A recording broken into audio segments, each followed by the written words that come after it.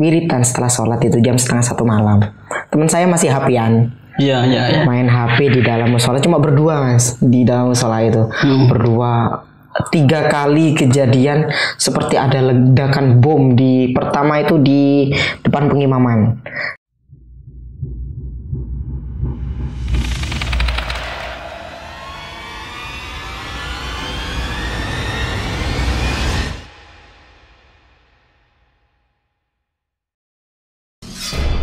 Jangan takut pada setan.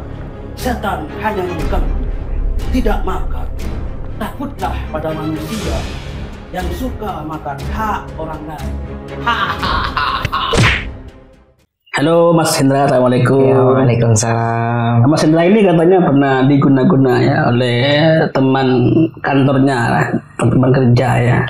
Akibat Mas ini menusuk masalah itu ya Mas ya.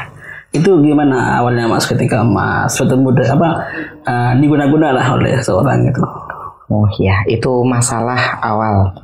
Yang pertama itu di tempat kerja, itu namanya tempat kerja ya. Itu kan harus aman, nyaman, dan damai. Oh iya. Nah, setelah itu ada salah satu rekan kerja yang memiliki hubungan sama orang.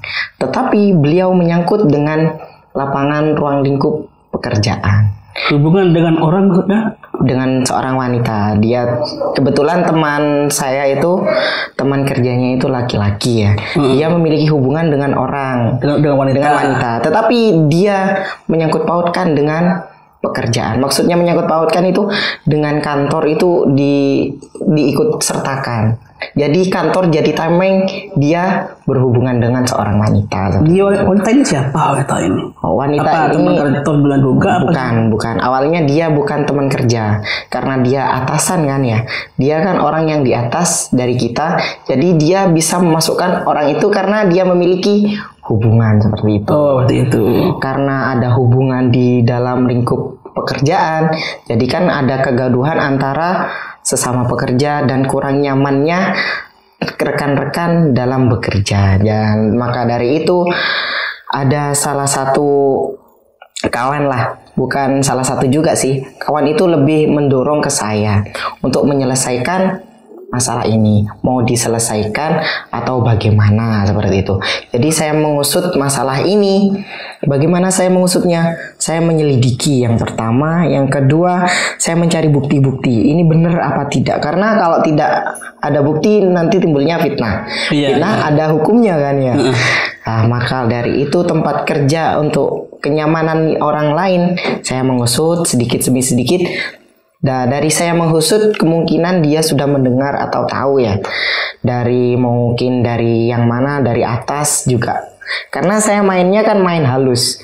Tidak saya langsung ngelabrak, tidak saya langsung bertanya, tapi saya mencari bukti terlebih dahulu. Setelah bukti sudah saya kantongi semua, kemungkinan dia sudah kerasa, nah dia tidak terima. Seperti itu. Dia tidak terima akan apa yang sudah saya lakukan. Nah, dari itu dia tidak terima, dia main halus. Nah, karena dia mungkin tidak bisa menegur saya secara langsung atau berbicara secara langsung, beliau memain hal-hal yang mistis. Oh gini, maksudnya gini nih Mas. Dia itu atasan ya. Ya, dia atasan, tapi dia punya hubungan dengan orangnya. Sama seorang wanita. Dan orang itu juga kerja di sana. Awalnya dia tidak kerja. Karena ada hubungan itu dia kerja. Iya, dia dimasukkan tanpa sepengetahuan, tanpa koordinasi dengan teman-teman. Iya. Nah, latar belakang wanita itu sudah sering rusak dengan orang seperti itu.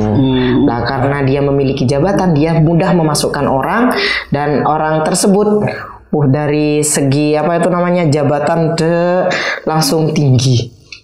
Dari dia awalnya bukan siapa-siapa langsung menjadi jabatan sebagai wakil beliau lah. Wakilnya si wanita ini jadi tangan kanan dan semua seakan-akan di kantor itu dikuasai oleh mereka berdua. Nah, maka dari itu kenapa kawan sepekerjaan meminta untuk mengusut bagaimana sih kebenaran dari hubungan mereka, mau dibawa kemana kantor kita kalau ada hubungan di dalam pekerjaan, kan nggak enak gitu. Jadi saya menghusut bagaimana cara enaknya kita bekerja aman damai, karena ini kan lingkungan pekerjaan ya Mas. Jadi saya mengusut karena mungkin ada sedikit atau banyak dia sudah mengerti karena saya mengusut. Nah, dari itu dia main halus Mas. Main halus kan, main hal-hal yang kasat mata. Hal-hal yang kasat mata itu sendiri, wah, sebenarnya tidak masuk di akal, tapi itu benar-benar terjadi. Contohnya seperti halnya di kantor, lalu ada apa jatuh, seperti masa namanya kantor kan ada apa plafon ya, ada kotoran jatuh seperti itu. Kotoran, bahkan kotoran hewan. Itu bukan kotoran hewan. Ternyata setelah dilihat itu seperti apa itu namanya, daging sudah busuk, dan juga di situ ada gaji, apa itu ya namanya, lemak daging itu yang baunya kurang enak. Siapapun yang dituju, yang mendekati pasti mau getah. Itu kejadian Mas ini mengiranya diguna-guna oleh atasan itu. Oh, bukan mengiranya Mas. Pertamanya kan kita tidak memikirkan sampai ke sana. Karena hal ini aneh, kenapa kok apa itu namanya terjadi semenjak ada hal ini, hal aneh ini, banyak kejadian aneh di kantor. Seperti serentak karyawan itu sakit. Serentak karyawan itu begini gitu. Karena hal janggal itu, kita teman-teman itu mengambil hal itu lalu dibawa ke kiai Mas. Entah di daging itu. Iya. Daging busuk gitu. Daging busuk dan juga hal yang seperti itu dibawa ke kiai. Diaturkan ke kiai. Bahkan kan saya sendiri juga sama salah satu santri, saya manggil salah satu santri ke tempat kami ya. Lalu kita diantar ke kiai. Ya setelah kita sampai di rumah kiai itu kan saya bawa yang tadi yang jatuh itu ya. Daging gitu, daging busuk gitu. Itu saya bawa kan, saya dibawa pakai plastik ya. Itu pakai kertas, diambilnya pakai kertasnya baru ditaruh plastik. Sampai di rumah kiai itu nggak mau kiai itu ditaruh di mejanya. Pernah ke sana dengan teman-teman kita yang lain ini? Tidak. Salah satu teman kerja kan ada yang kenal salah satu santri yang dipanggil ke tempat kerja kami untuk mengantarkan saya ke kiai. Kalau nggak ada santri kan saya langsung matur kan nggak enak juga. Nggak ada seperti orang dalamnya lah. Nah sampai di situ saya pegang, saya bicara ini itu, masalah ini itu, kenapa? Nah kan ini menyangkut kelangsungan tempat kerja. Karena hal seperti itu yang terjadi, kiai matur, kamu pulang itu dibawa, jangan ditaruh di sini, nanti kamu bakar kalau sampai di rumah gitu. Nah setelah saya digitukan, saya pamit ke kiai, saya pulang. Di jalan saya telepon salah satu rekan, saya diarahkan ke rumah kakeknya yang agak ngerti hal-hal seperti itu. Nah setelah saya sampai, saya sudah dihadang di depan rumahnya, langsung sudah disediakan perapian, dibakar hal itu. Nah, waktu hal itu dibakar itu kerasanya ke saya itu dada saya panas sih dari itu ya. Mungkinan yang diarahkan juga bukan semua rekan-rekan, karena dia tidak terimanya kenapa kita husut dan kita mau apa itu dibuat damai, jalur damai, dia tidak mau. Bahkan kita juga pakai apa itu namanya perantara untuk menyampaikan ini itu bagaimana enaknya supaya nomor satu tempat kerja kami tetap enak, aman, nyaman, dan beliaunya juga bisa bekerja secara aman dan juga aman, tenang gitu. Tapi karena mungkin sudah nafsu nafsu sudah ada di depan, dia tidak mau, dia kekeh dengan keinginan dan keyakinan dia. Nah maka dari itu dia kan tidak terima hal-hal tersebut. Kan hal-hal seperti itu tidak bisa masuk akal, tapi emang beneran. Beneran ya. Jadi ketika dibakar langsung dada Mas merasa sakit. Iya, panas. Setelah itu saya diarahkan ke salah satu ustadz juga. Saya dikasih minuman enakan, dan saya juga dikasih amalan-amalan untuk jaga untuk pembentengan diri saya sendiri dan juga kawan-kawan. Itu seperti itu. Setelah malamnya, saya bahkan lebih dari 2 minggu tidak tidur di dalam rumah, tidak tidur di kamar. Di depan rumah saya kan ada musola ya Mas ya. Saya tidur di musola setiap malam. Itu pasti ada kejadian kurang enak, dan saya dipasilah sama para ustadz, kamu jangan tidur sebelum jam 12. Kenapa Mas gak tidur di kamarnya, kenapa? Karena saya sendiri kalau ada di kamar, ada di rumah itu pikiran saya was-was. Entah apa yang saya was-was. Ya, dari itu kan kalau di musola kan tempat ngaji, tempat sholat ya. Di depan rumah kan ada musola. Saya tidur di sana. Dan salah satu malam saya ngajak salah satu teman saya tidur juga di dalam. Di waktu malam saya ingat saya masih wiritan setelah sholat itu jam 12:30 malam. Teman saya masih hapian. Iya. Main HP di dalam musola, cuma berdua Mas di dalam musola itu. Berdua. 3 kali kejadian seperti ada ledakan bom. Pertama itu di depan pengimaman. Yang kedua seperti bom. Entah itu apa. Setelah itu suara yang pertama di depan pengimaman, yang kedua ada di sebelah selatan, selatannya musola, dan yang terakhir di selatannya agak selatan tapi agak sebelah timur ya. 3 kali lah. Teman saya tanya, kenapa sampai bertanya? Soalnya ledakannya yang dengar bukan saya saja, teman saya dengar sampai kerasa.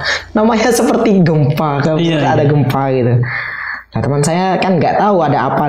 Kenapa saya ajak dia nginep di rumah tapi tidur di musola. Saya biasa kan di depan itu kan ada barongan pring gitu kan, ada barongan bambu. Ya gondoruo lah biasa di sini seperti itu saya bilang. Setelah itu jelang beberapa menit lagi ada lagi 1 kali yang sangat besar, seperti ada di bubung. Ketika ada suara itu Mas, saya kaget enggak itu? Ya kaget dengar dan saya rasakan lah. Tapi nggak ada efek ke saya. Tapi suara itu cuma kerasa getaran bumi ini loh, getar. Kayak gempa itu. Iya. Ya mungkin yang dengar ya cuma saya dan kawan saya. Orang lain nggak mungkin dengar. Karena kemungkinan dari hal yang dituju itu kita. Tapi teman saya kan nggak ikut apa-apa, cuma dia itu nemani saya. Tapi dia paham nggak dengan kondisi Mas ini? Nggak tahu dia emang nggak tahu. Soalnya teman saya satu desa tapi agak jauh yang saya ajak nginep di rumah. Emang sering nginep sih di rumah, tapi jarang saya ajak tidur di musola. Ayo tidur di musola enak kok. Iya. Kan di rumah juga ada wifi, teman saya juga ngegame gitu, main game di musola. Ketika mendengar ledakan seperti itu, apa yang dikatakan temannya itu Mas? Ada apa di sebelah selatan kok? Oh nggak ada, itu biasa gondoruo gitu.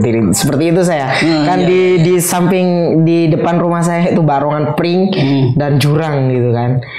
Ada jurang di sana. Biasanya kok bukan itu saja. Ada yang ngetok pring lalu ditarik dilihat nggak ada apa-apa, nggak ada. Bahkan daun jatuh pun nggak ada, seperti itu. Wes itu gondoruo gitu. Saya tapi saya juga sudah kerasa kalau itu bukan hal yang biasa yang sering terjadi. Karena saya juga paham karena hal-hal yang aneh-aneh sudah terjadi kepada saya. Bahkan setelah itu di malam berikutnya itu saya tidur juga di musola. Bangun-bangun tangan saya nggak bisa ngangkat, seperti panas separuh. Ya mungkinan karena itu kan sebagai buhul ya. Buhul itu kan apa namanya, alat perantara untuk sampai seperti penguat sinyal lah gitu. Penguat sinyalnya yang saya bakar otomatis dia kan tidak terima. Seperti itu. Yang bakar juga saya gitu. Mungkin dia tidak terima dari hal itu. Sering kejadian aneh-aneh, saya ngimpi gak enak lah, seperti di dikejar anjing gitu.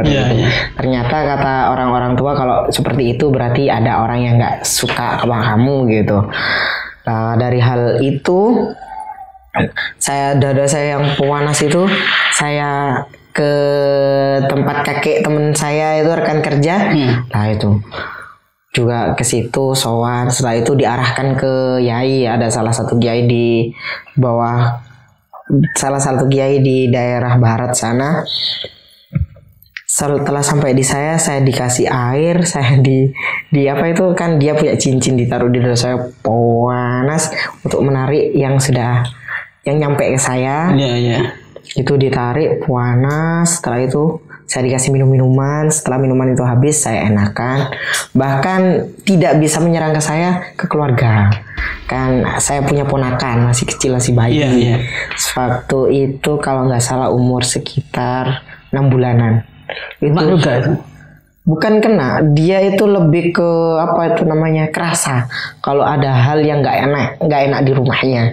Dia nangis terus, sakitnya itu bukan sakit bagaimana sih, kalau panas ada jamnya. Ada jamnya, aneh. Panasnya itu kelihatan maghrib jam 9 malam mau subuh. Kalau sudah dengar adzan nggak ada sebelum subuh. Itu aneh. Dari hal-hal itu aneh. Jadi selama itu sering berkadang gitu orang tua apa? Iya, kalau kakak saya itu sering begadang karena anaknya kan nggak tidur, nangis terus kulitnya panasnya ya panas menggigil sampai mau kejang seperti itu. Sempat bertanya ke Mas nggak kakaknya itu, kenapa anaknya kok bisa begini? Nah kalau itu kan kemungkinan hal yang wajar untuk anak kecil kan seperti itu. Jadi kakak saya juga usaha sendiri tanpa saya memberitahu apa masalah yang sedang saya selesaikan, saya kerjakan seperti itu. Nah dalam waktu lambat laun adik sepupu ponakan saya itu sehat. Dan saya tetap kegiatan di tempat kerja tetap seperti biasa, seperti nggak ada apa-apa. Bahkan ada kalau ketemu sama orangnya ya saya nyapa, tapi orangnya kan nggak enak lah, nggak gimana lah, beda. Karena yang mereka kan saya sowan kepada salah satu ustadz saya bilang, kalau kamu nggak berniat jahat, siapa yang berniat? Ya sudah, pasrahkan kepada Allah. Saya dikasihkan amalan seperti itu, tidak akan kena ke kamu, pasti akan kembali seperti itu. Nah kemungkinan dari itu ya, apa yang dia berikan ternyata kembali ke dia. Nah dari itu tetap gak enak ngelihat saya juga kayak saya kerjaan selesai saya sudah pulang. Biasanya saya nggak pulang dulu. Adalah yang saya kerjakan, entah apa, kalau melihat tanaman di depan kurang baik ya saya siram seperti itu. Atau saya ada kegiatan apalah di kantor. Setelah itu saya biasa pulang cepet lah, datang belakang pulang depan gitu. Tapi ya karena seperti itu, pulang kerja saya tidur siang. Oh iya. Pernah nggak selama itu Mas ketiduran jam 10, jam 9? Alhamdulillah saya buat kegiatan, Mas. Oh gitu. Saya ajak teman-teman atau saya nimbrung ke rumah teman gitu, main keluar. Pulang-pulang saya jam 10, jam 11 itu di rumah sebentar. Ya saya juga melakukan amalan-amalan yang sudah diberikan oleh para kiai, para ustadz. Setelah semenjak itu saya kan mengusut sampai ke atas. Kan dia atasan saya. Iya. Dia kan di atasan saya, di atasan beliau kan masih ada atasan. Jadi saya langsung ke atasan, melewati salah satu orang juga yang terdekat yang memiliki memiliki jalur untuk ke sana. Seperti saya cari baku loncatan lah. Iya. Seperti itu sampai setelah itu selesai, sampai dia dikeluarkan kan dari tempat kerja. Dia kan sudah atasan, dia dikeluarkan secara tidak hormat. Nah setelah surat pemecatan itu sampai, itu tidak semerta-merta ada yang mau mengasihkan, karena sudah tahu seluk beluk dan ceritanya saya kenapa. Iya. Karena dia orangnya gitu. Beliau bukan beli sendiri Mas, bahkan beliau itu bukan beli, maksudnya nyuruh orang gitu, bahkan dia sampai memiliki sendiri hal yang kurang baik untuk orang lain. Iya. Jadi orang lain yang mau membantu itu mikir dua kali ya. Iya. Saya tidak ikut campur karena membantu, nanti saya ikut-ikut yang seperti itu. Hati-hati lah. Iya. Yang di depan dengan di dalam. Iya. Gitu. Orang-orang itu jaga jarak lah. Saya sudah mandi, jadi saya mandi sekalian gitu. Iya. Bagaimana caranya harus selesai ini? Kalau nggak selesai imbasnya besar. Karena ini kan tempat kerja. Jadi ketika dia sudah dikeluarkan, kasus ini belum selesai. Kasusnya belum selesai, bahkan sampai sekarang sudah yang awalnya hubungan yang tidak diakui, sekarang sudah tetap gitu. Tetap sekarang. Iya, tetap sampai ya seperti itulah. Nah, maka dari itu yang awalnya kita takutnya fitnah, kita akan cari data, kita cari kita cari bukti. Iya. Sampai kita kena hal-hal yang kurang enak seperti itu. Mas sempat nggak lapor ke polisi? Nah, kalau seperti itu kan urusannya bukan ke kepolisian Mas. Karena mungkin ini karena udah ini Pak, mungkin lapor polisi Mas. Udah. Kita juga jaga karena beliau juga namanya atasan, dia kan punya channel banyak. Nomor satu. Yang kedua, dia tuh bukan orang biasa. Dia sudah pinter. Saya masih muda. Iya. Betul. Pengalaman jam terbang masih tinggi dia. Saya cuma bisa membantu bagaimana menyelesaikan hal-hal yang kurang enak lah. Namanya kita kan salah satu tempat kerja harus nyaman, aman, damai gitu. Toh kita nggak ada kucing-kucingan lah. Kucing-kucingan kan yang sini ada blok sana, ada blok kanan, blok kiri, kan nggak enak. Nah, selama ini kan dia kan sudah keluar kan? Iya. Di tempat kerja itu Pak masih ada tempat kejadian aneh ya Pak?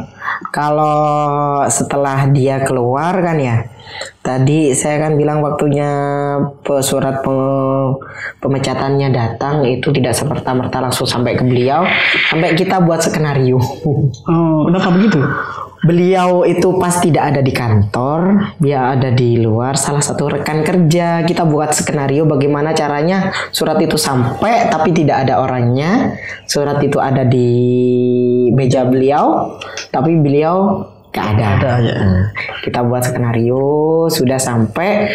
Kita ada salah satu rekan kerja yang yang masih dia nggak tahu lah. Yang masih baru, tidak tahu apa-apa, itu yang kita buat kambing hitam. Walah, itu ya. Dibuat kambing hitam itu seperti ini. Kan surat sudah ada di meja ya. Iya. Lalu ada salah satu rekan kerja kami yang kami suruh untuk menghubungi beliau. Maaf Bapak, ada tamu tadi ingin menemui Bapak. Berhubung Bapak nggak ada, beliau titip surat ini, saya taruh di meja, difoto, dikirim WA. Nah, setelah itu selesai, malamnya tanpa sepengetahuan kita, namanya kantor sudah sepi ya, malam sudah bukan jam kerja, beliau datang ambil surat itu, dan mungkin dia sudah tahu isi suratnya.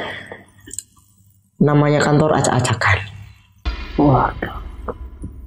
Acak-acakan itu mungkin ya. Kemungkinan bukan acak-acakan meja ada di atas kursi, bukan. Acak-acakan itu file-file kerja, namanya di atasan kan otomatis semua file atau berkas-berkas kan sudah ketata rapi. Beliau bawa gak karu-karuan itu, namanya tempat kerja sudah. Setelah itu selesai katanya ya, besoknya kan saya nggak masuk karena saya sudah tahu ya, banyak rekan-rekan yang sudah tahu itu tidak masuk. Yang masuk itu yang baru ini. Iya, ya ada yang lama, tapi tidak tahu kalau surat itu surat pemecatan beliau. Iya. Itu beliau sudah menyampaikan sekian, begini, memasrahkan bahwa saya sudah tidak menjadi atasan, saya sudah keluar, seperti itu. Nah, urusannya bukan hanya ke saya seperti itu. Intinya kasarnya itu urusannya tidak selesai sampai di sini seperti itu. Setelah dia keluar, namanya kita cuma karyawan biasa ya Mas ya. Kita cuma orang biasa. Nah, itu serangan bertubi-tubi sudah. Ya setelah diberhentikan. Iya, serangan Ada serangan ya? Iya. Nah, karena dia tidak terima. Gak terima ya. Apalagi dia Awalnya kan dia menyerang ke saya karena saya ngusut. Setelah dia dikeluarkan, nah, dia menyerang ke semua semua rekan, karyawan, semua rekan. Karena kemungkinan ini karena kan pasti dari laporan kan ada tidak setujuan teman-teman, kan? Karena terganggu, karena apa itu kan tercantum semua di surat pemecatan itu. Nah, setelah itu terjadi, sudah itu main halus itu seperti itu. Kita sebagai rekan-rekan kita ikhtiar, kita cari bantuan sana sini, dan akhirnya alhamdulillah sekarang sudah aman, meskipun terkadang masih ada terbesit sedikit masih ada lah. Hanya gituan kan nggak bisa sampai hilang saat ini gimana? Kalau saat ini sudah alhamdulillah sudah enak. Sudah enak ya? Ya. Semua rekan kerja sudah aman, nyaman. Gangguan dari emas gimana? Dari mananya? Dari itunya loh. Oh, kalau ke saya sendiri. Guna-gunanya itu. Kalau guna-guna itu kan namanya orang punya rasa benci mungkin ya. Ada rasa tidak terima. Itu masih ada lah dikit-dikit. Gak separah dulu mungkin. Iya, gak separah dulu karena kan kita sudah ada jarak kan. Ada jarak dan kita jarang ketemu juga. Kemungkinan dari itu sudah adalah dikit-dikit dari kejadian tersebut. Kita itu banyak faedahnya Mas. Di balik musibah pasti akan ada hikmah. Hikmahnya itu besar. Hikmahnya baik ke saya ataupun ke rekan-rekan yang lain. Contoh satu hikmahnya apa? Hikmahnya itu kita punya pembelajaran lah bagaimana cara kita membawa suatu lapangan tempat kerja yang aman dan damai seperti itu. Kita sudah punya gambaran. Ya Mas, terima kasih Mas sudah hadir dan bagi kita dengan kami Suara Horor. Monggo dulu. Ya, terima kasih.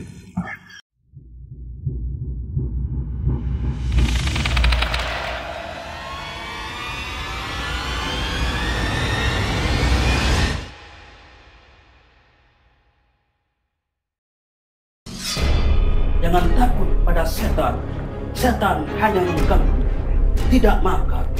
Takutlah pada manusia yang suka makan hak orang lain.